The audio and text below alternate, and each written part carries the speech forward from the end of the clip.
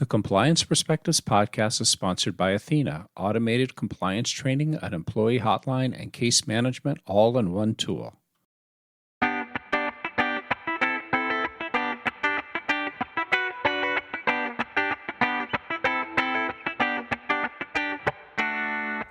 Welcome to the Compliance Perspectives podcast. I'm Adam Turtletop from the Society of Corporate Compliance and Ethics and Healthcare Compliance Association. Joining us today from Washington, D.C. is John Rawlson. John is president and founder of Armory Hill Advocates. And today we're going to be talking about a topic that he explained in a recent article in Compliance Today magazine. What we're going to be talking about are Unified Program Integrity Contractor, or UPIC audits, which are done by CMS. And as John explained in the article, it's different than other audits. It's handled by private contractors, which evaluate program integrity for Medicare Parts A and B, Medicare DME, home health and hospice, Medicaid, and the Medicare-Medicaid data match program. Now, John, in your article, you give 5 tips to prepare for a UPIC audit, and I thought we could go through them. First, you say, know your risk factors. Now, what does that mean exactly in this context? Well, so first of all, thanks so much for having me. I appreciate the opportunity to chat with you this morning. UPIC audits are challenging for a lot of providers, especially those who have never experienced them before. It's an omnibus letter to receive in the mail, as a provider, notifying you that you're about to get audited by Medicare.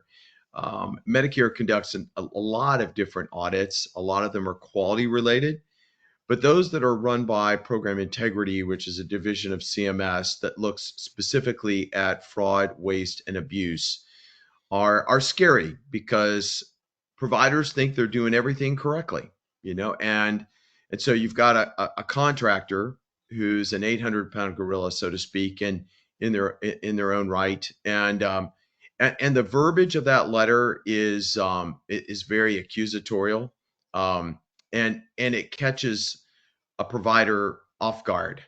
Providers think that they're treating Medicare patients well, they're submitting and adjudicating claims on a regular basis, and all of a sudden they get this letter, which is telling them that they're defrauding the Medicare program. And so oftentimes they are not random. There is a random aspect to UPIC audits, but the majority of the time there's an algorithm that catches providers for one reason or another. Either they are processing claims that are outside of their normal daily work.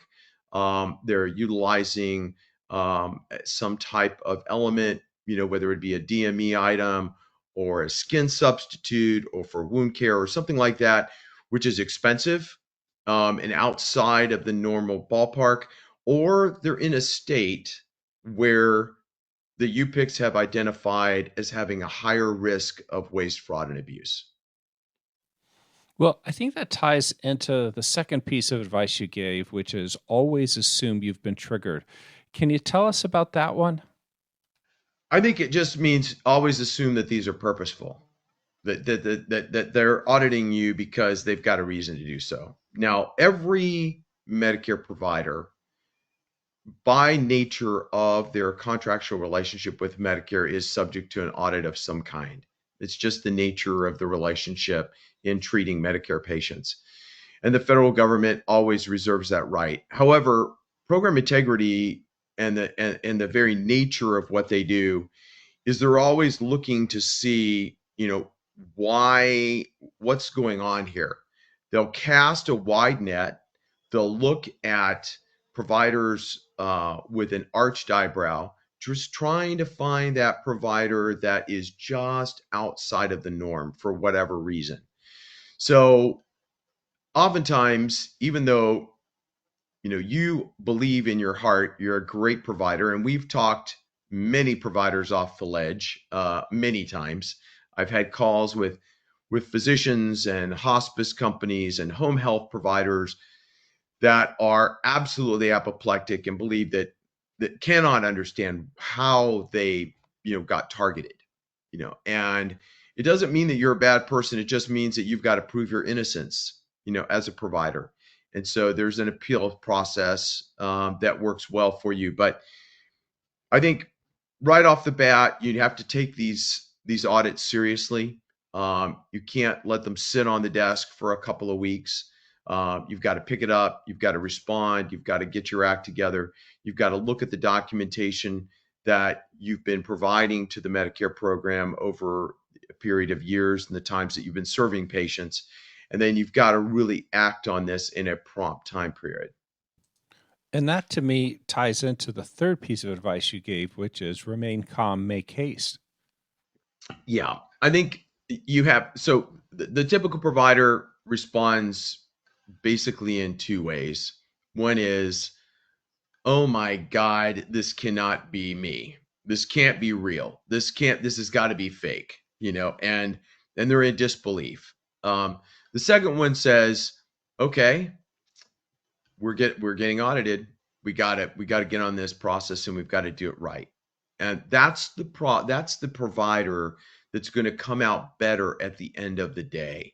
Those that take this seriously, get their ducks in a row, find an experienced Medicare fraud and abuse lawyer to work with them on how to respond. Responding in a time frame that is swift, because there are some narrow corridors by the nature of the way Medicare has developed this process. If you apply, or if you provide your response to the program in a 30-day time period, it's a good chance that you're going to stop any type of recoupment process.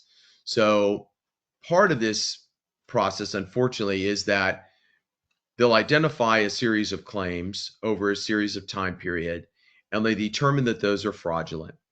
And then they're going to give you a 5-step appeal process to prove your innocence. If you respond within a certain time period, there's a good chance that they're going to issue what we call a stay of recoupment. They're not going to withhold any payment from you. Your payments on your Medicare adjudicated claims will continue. However, if you lag, if you dilly-dally, if you don't treat this seriously and you don't get your appeal in within a certain time period, Medicare has a right to recoup on those claims, and they can do so. So it's always best to take it seriously, respond in a swift time period, and do so with skilled help along the way. Now, responding quickly is great, but obviously you've got to do it the right way, which leads into the next piece of advice you gave, which is prioritize pristine documentation always.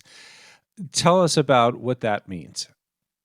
So what this means in practice, honestly, is working with your compliance officers internally to make sure that your documentation is really sharp and buttoned down, that clinicians' signatures are there, that physician signatures are there, that what you're providing to the Medicare program is absolutely exactly what they are expecting.